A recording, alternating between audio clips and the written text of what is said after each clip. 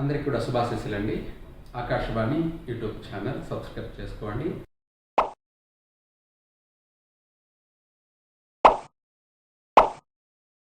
ప్రతి విషయం కూడా ముందే తెలియచేస్తూ ఉంటాము. అలాగే మనకు శ్రీ విశ్వావసునామ సంవత్సరం ఆశ్వేజ మాసం శుద్ధ పాడ్యమి దేవీ నవరాత్రులు. దేవీ నవరాత్రులు అనగా మనకు నవదుర్గలు నవరాత్రులు. ఇక్కడ మహిషాసురుడు అనే ఒక రాక్షసుని సంహరించడానికి ఈ యొక్క నవరాత్రులంతా కూడా వాడితో యుద్ధం జరిగింది. నవరాత్రుల్లో కూడా ఘోర యుద్ధం చేసి 9వ రోజు నవమి రోజున వాడిని సంహరించడం జరిగింది. మరుసటి రోజున దశమి, విజయదశమి, విజయదుర్గ అని మనము నవరాత్రులు ఒక్కొక్క రూపాన్ని ఒక్కొక్క అమ్మవారిగా మనం అమ్మవారిని పూజించడం, అమ్మవారిని ప్రసన్నం చేసుకోవడం, అమ్మవారిని శాంతపరచుకోవడం చేస్తుంటాం.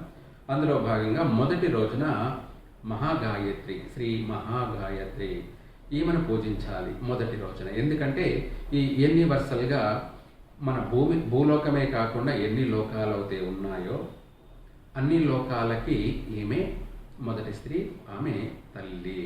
అంటే ఈ విశ్వంలో ఎవరో ఒకరు మొదటిగా పుట్టాలి కదా.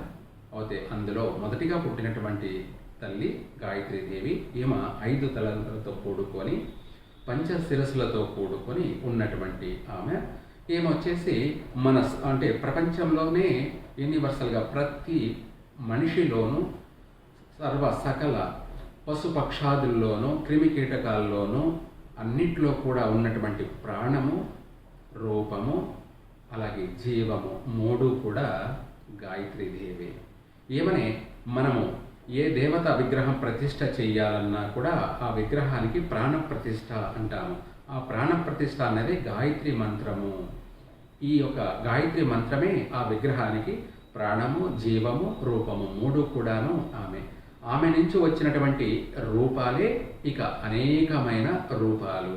మహాకాళి కానీ, తర్వాత మనకు బాలా త్రిపుర సుందరి కానీ, ఇలా అనేక అవతారాలు ధరించి ధర్మ సంస్థాపనార్థాయ సంభవామి యుగే యుగే అన్నట్టుగా చెడుని నాశనం చేసి మంచిని స్థాపన చేసి సకల జనులను, సర్వప్రాణులను కాపాడేటువంటి తల్లి శ్రీ మహాగాయత్రి. ఈమెను పూజించండి మొదటి రోజున. పాడ్యమి తిథి సోమవారము. అలాగే ఈ రోజున అమ్మవారికి అనేక పుష్పాలతోనూ కెంపు రాళ్లతోనూ పూజించండి. దానిమ్మ పండ్లు నైవేద్యంగా పెట్టండి.